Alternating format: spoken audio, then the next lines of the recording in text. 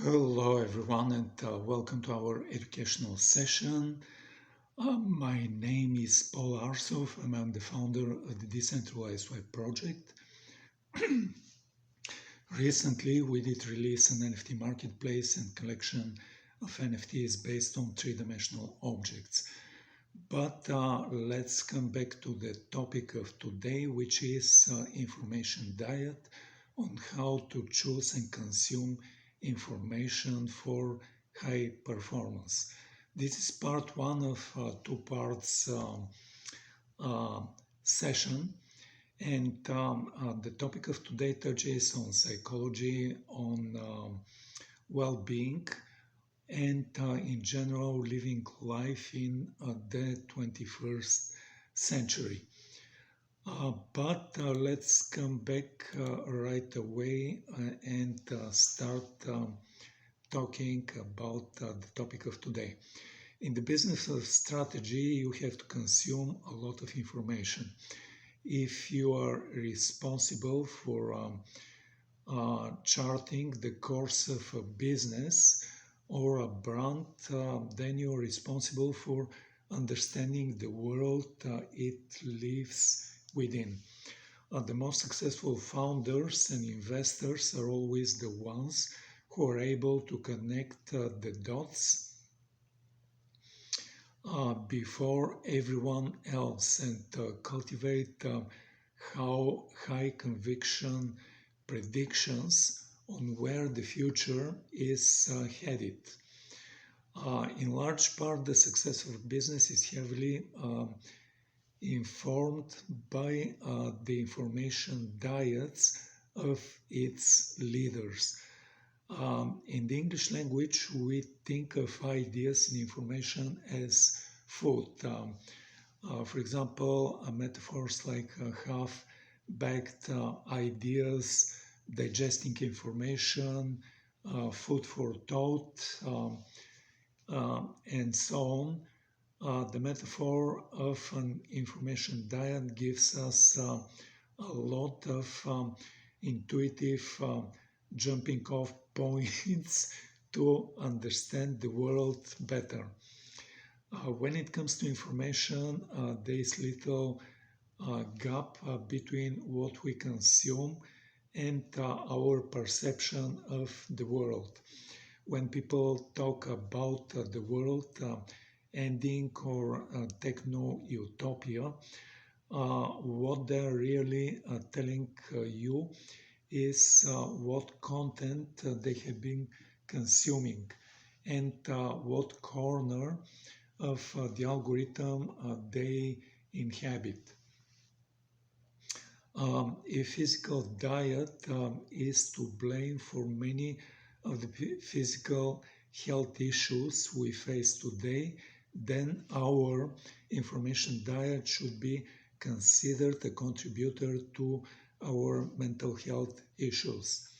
Our research conducted during the COVID-19 pandemic found the news we seek and consume plays a powerful role in shaping our moods and even contribute to conditions like depression and post-traumatic stress disorder. And there is an increasingly broad consensus of studies pointing to the stronghold social media consumption can have on our overall well-being.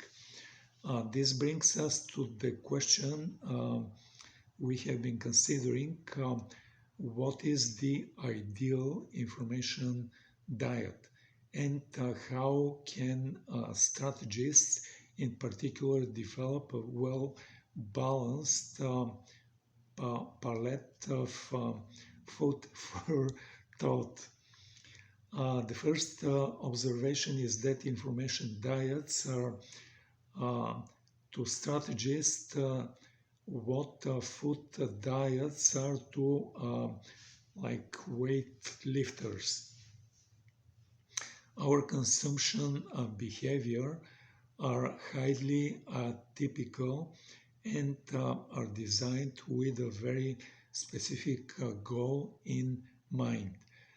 So this isn't just a question of who you should follow. Um, it's about your relationship with the content you consume and cultivating a structured approach to the information you invest your time in. Um, so, what are the nutrition facts of information? In food, each nutrient is linked to a concrete physical system in our body. We can similarly interpret the nutrition facts of information by looking at the systems that regulate our emotions and perceptions, or these are so-called hormones. Of all the hormones of the body, there are five that seem most responsible for our conscious perception of the world.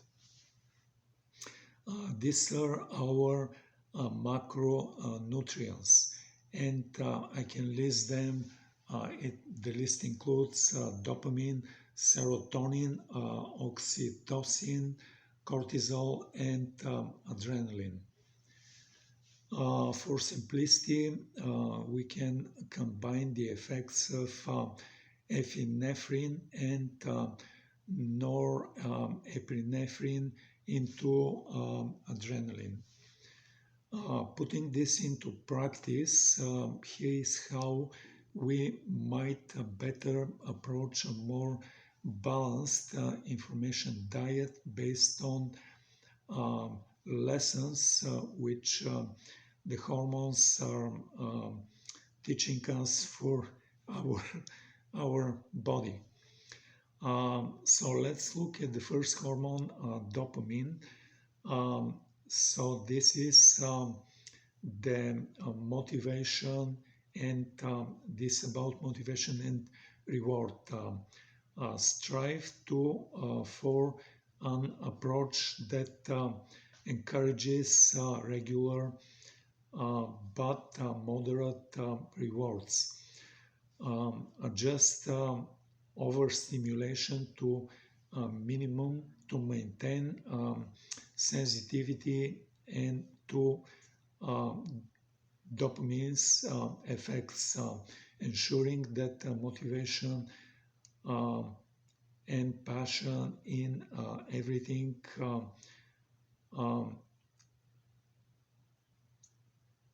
in everyday achievements remain intact.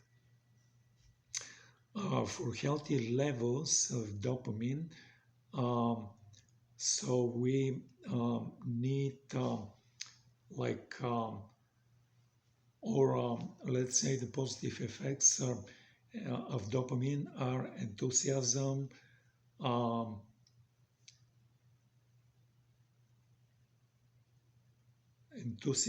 and drive. And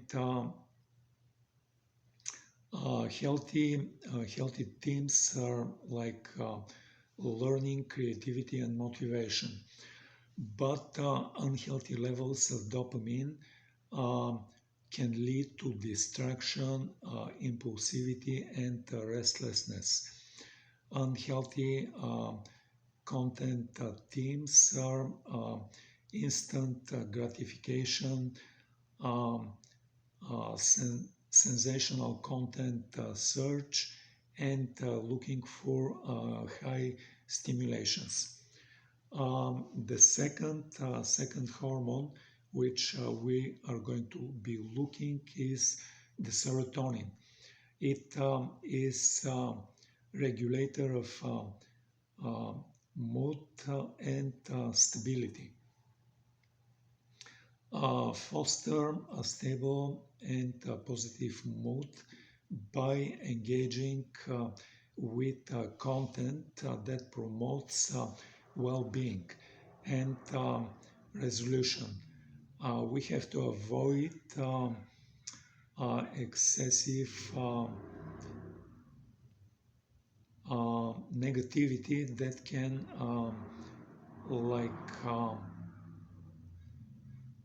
deplete serotonin and lead to mood um, deregulation. Consistently nurture a positive outlook and emotional resilience. For healthy levels, this hormone, the serotonin, fosters positivity and well-being. And healthy teams with serotonin are positive news, happiness, and resolution. For unhealthy levels of serotonin, it can lead to pessimism, mood deregulation, and sensitivity.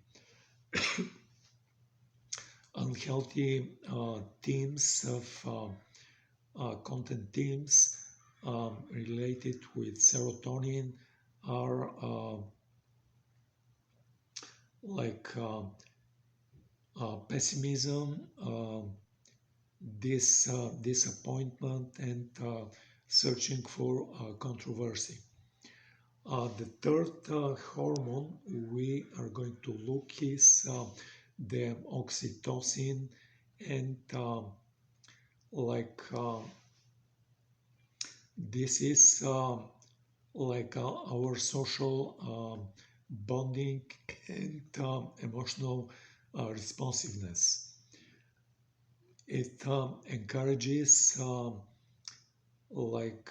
feeling of connection and trust by regularly engaging in positive social interactions and with content that reinforces empathy and bonding. We have to avoid themes of betrayal or isolation, which can disrupt these feelings. For healthy levels of oxytocin, it promotes trust, empathy, and connection. And healthy themes in information are positive social interactions, connections, and sense of community. And for negative levels and unhealthy levels of oxytocin, it can promote loneliness, insecurity, and skepticism.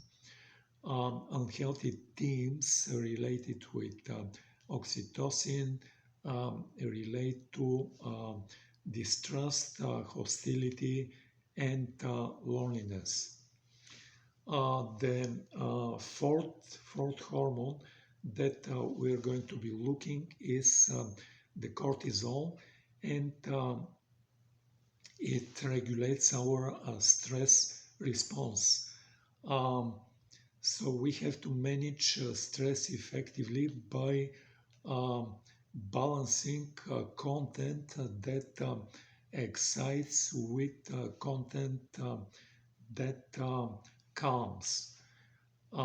We have to avoid profound exposure to high stress themes to prevent chronic cortisol elevation, which can lead to health issues like physical health issues. Inappropriate stress reliefs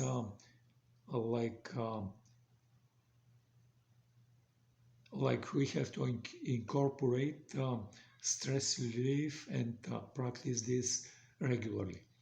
For positive and healthy levels of cortisol, it builds our focus, our resilience, and our balance. Um, and healthy themes related with information are like content which is humorous, which is optimistic, and which promotes wellness. But for unhealthy levels of cortisol, we have uh, instability, anxiety, and like actually burnout. Unhealthy content themes of information um, promote urgency, promote conflict, and like it like promotes high intensity content which elevates our stress. And the final hormone which we are going to be looking, the fifth hormone, is the adrenaline, and like it promotes our fight or flight response. Um, so we have to regulate excitement and stress responses by engaging in building um, and controlling experiences. We have to avoid content that like alternates scenarios to like prevent our burnout. And we have to balance excitement with resolution to ensure a healthy adrenaline response. Um, for positive levels and healthy levels of adrenaline, we are going to experience alertness, vigor, and readiness. And positive information themes related with this hormone are like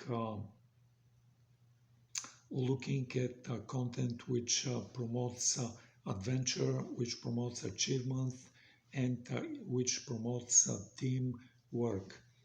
And for unhealthy levels of adrenaline hormone, we are going to be having stress, overwhelmed, and even panic. Um, Unhealthy information themes are like related to like themes of crisis, themes of threats, and themes of danger. So we did look at the five different hormones and like physical response of the body, and what kind of information diet related to these five different hormones we should consider. But let's go forward with understanding our diets. Laying out the information we consume this way starts to offer visible insights. We all generally have good intuition of what unhealthy content looks like for example, attention grabbing, sensational, intense. And we know all too well that too much of it can affect us negatively. What we don't see as obvious is the harm from low oxytocin content. Think themes of distrust and discord or skepticism or conflict. This type of content is just as pervasive, but it affects us more subtly. Unlike a spike of adrenaline or cortisol that is easy to observe in our body and our physical response, low oxytocin content gradually adjust our expectations of the kind of the world we live in. Given enough engagement, it changes how we view our neighborhoods and our neighbors. It encourages us to be disconnected skeptics. Uh, Sticking with low oxytocin content also puts us at the risk of missing the diverse nutrients from other types of information. The sort of valuable insight that make for successful strategists and leaders are not found where there is skepticism and conflict, but where connection and trust are forming. The best insights come from finding people and running towards, not away from, um, like connecting with people. These places shows us where opportunities can be found. People talk about how everyone is running away from alcohol, but more importantly, they're running towards more meaningful gathering and connection. People talk about how everyone is running away from buying houses, but more importantly, they're running towards a more present, focused mindset around goals, spending, and experiences. A lot of people are choosing to be forever renters, not because they can not afford a home, but as an intentional response to an increasingly uncertain future. In both cases, there is far more noise in the negative story, but far more value in understanding the positive underlying theme. Focusing our diet on healthy information would not just improve our mental state. It will expose us to a much higher signal to noise content. Content that actively represents reality and progress, not just perceptions of doom and gloom.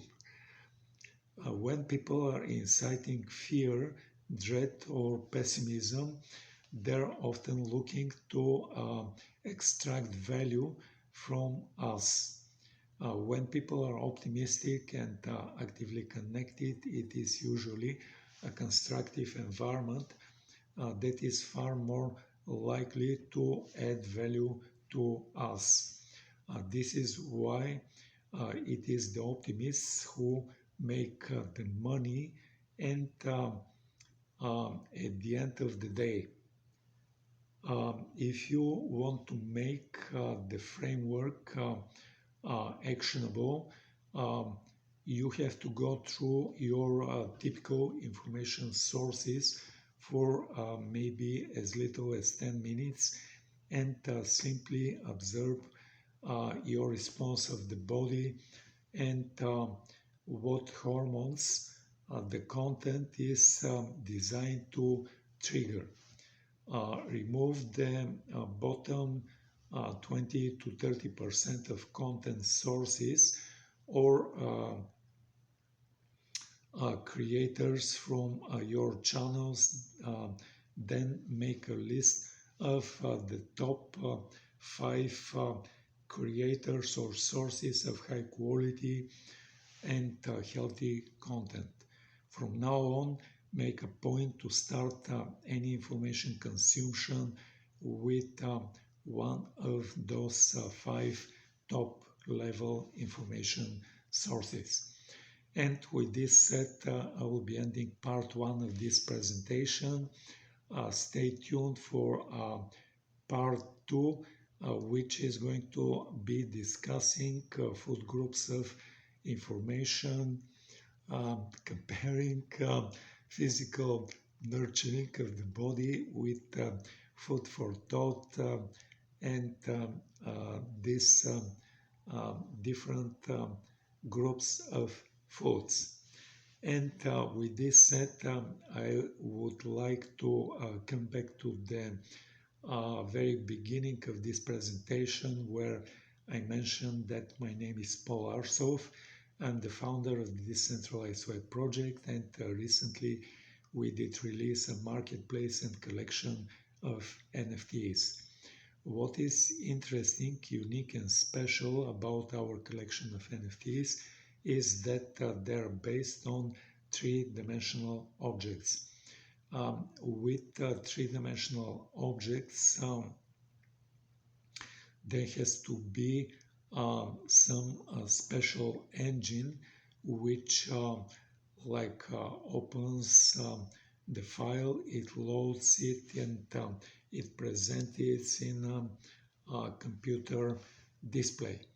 Usually people are projects are using two different types of 3D engines. One of them is game engine called Unity, the other one is game engine called Unreal. But from the very beginning of our project, we decided to build our own 3D software engine, and this 3D software engine opens the file of the 3D NFT. Then it opens a window on a computer screen, and it displays the 3D NFT on this window on the computer display, and our 3D software engine then starts animating the 3D NFT in a way of moving it in a random fashion around the window. But in addition to loading, opening a window and animating the 3D NFT, our 3D software engine brings multiple additional capability. The first additional capability of our 3D NFTs is the capability of speaking. The 3D NFTs can speak in one of three different voices. The 3D NFTs can speak either in male voice or in a female voice or in a whisper kind of a voice.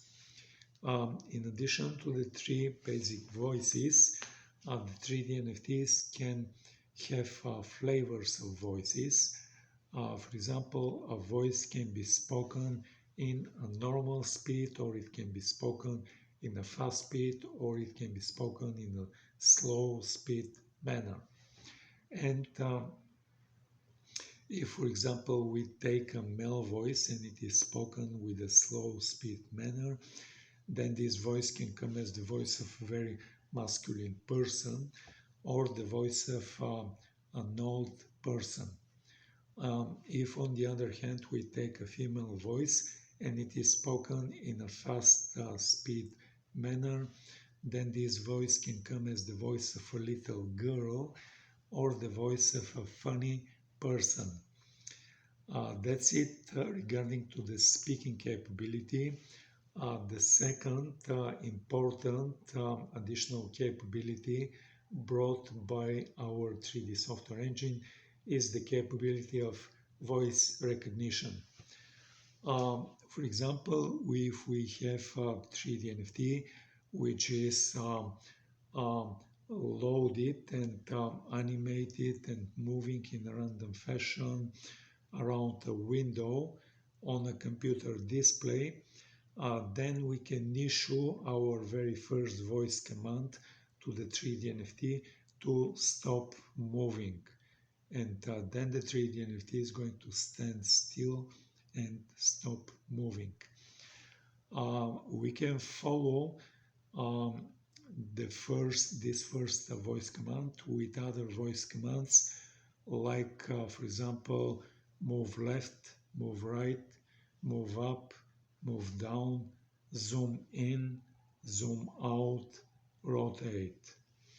And then the 3D NFT is going to fulfill each one of these separate voice commands and move left, then move right, move up, then move down, come closer, zoom in, go further away, zoom out, and start rotating. That's it regarding to the voice recognition capability. The third important additional capability brought by our 3D software engine is the capability of the 3D NFT having basic artificial intelligence. Wow, really, wow.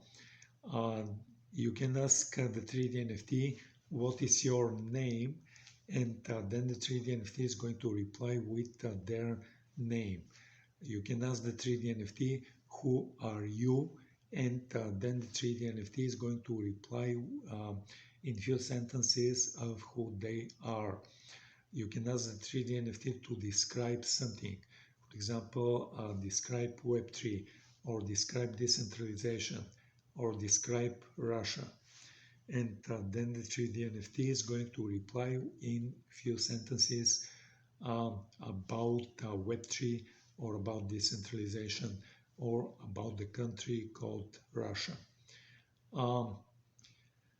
So that's it regarding to the basic artificial intelligence capability.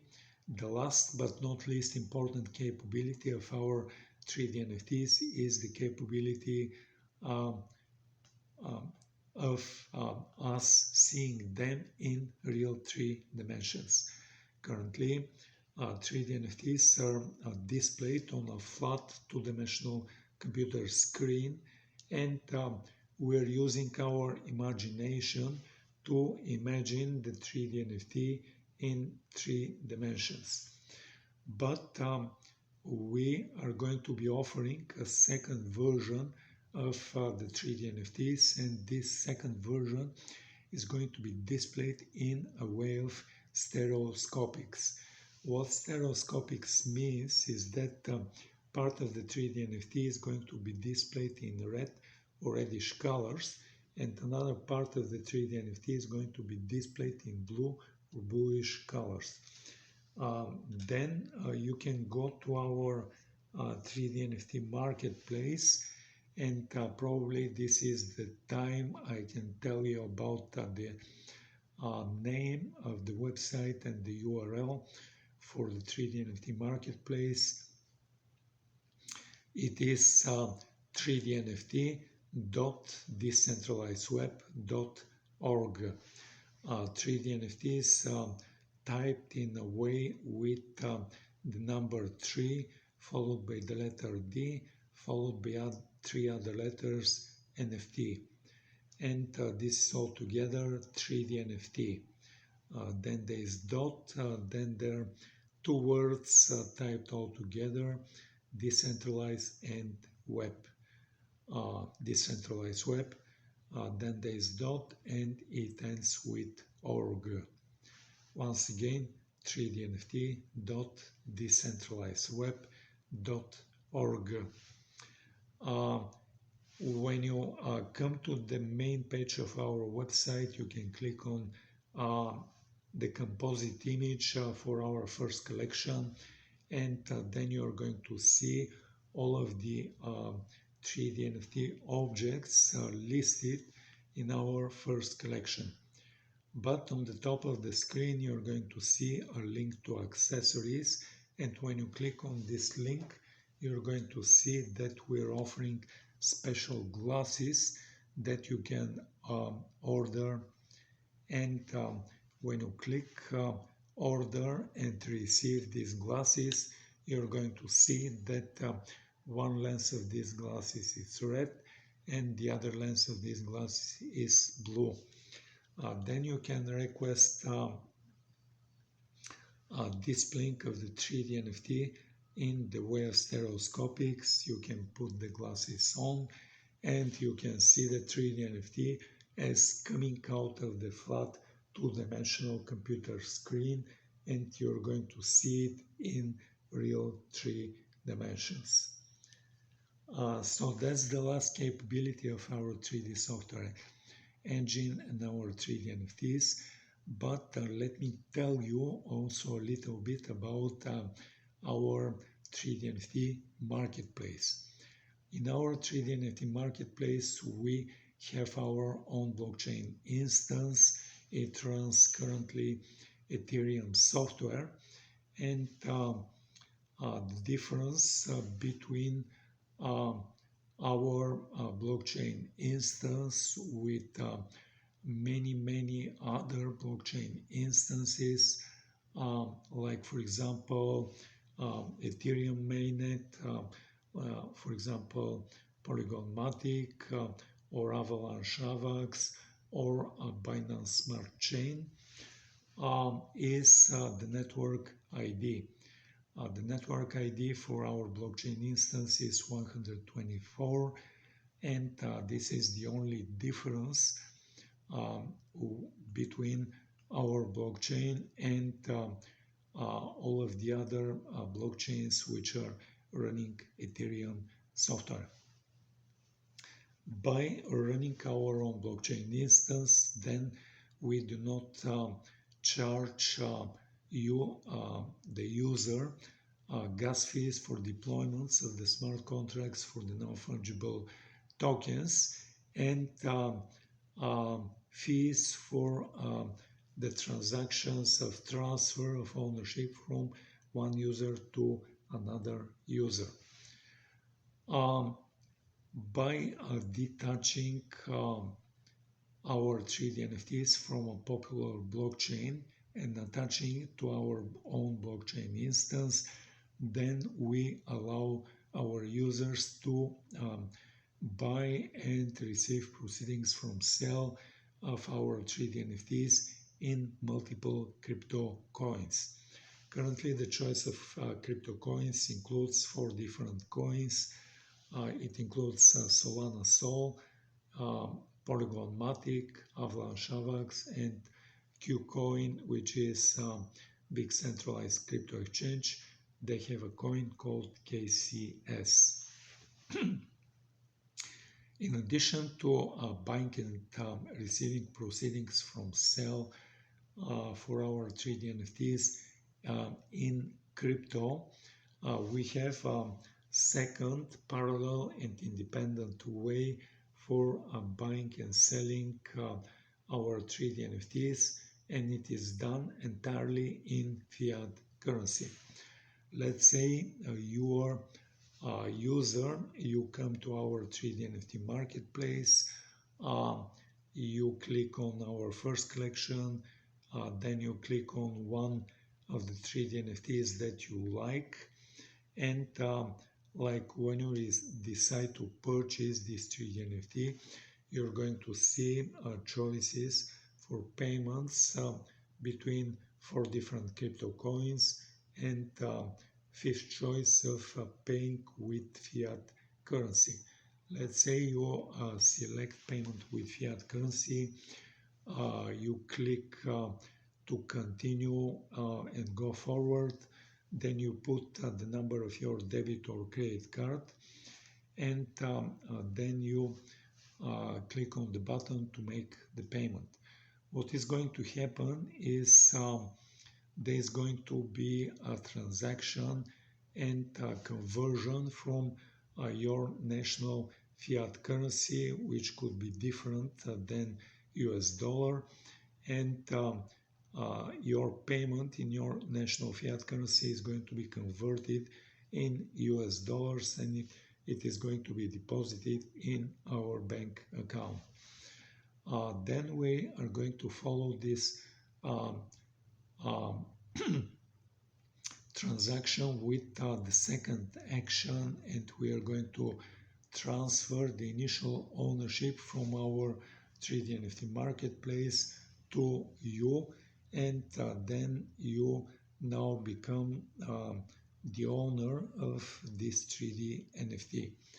But let's say you play a little bit with this 3D NFT and you decide to put this 3D NFT for sale.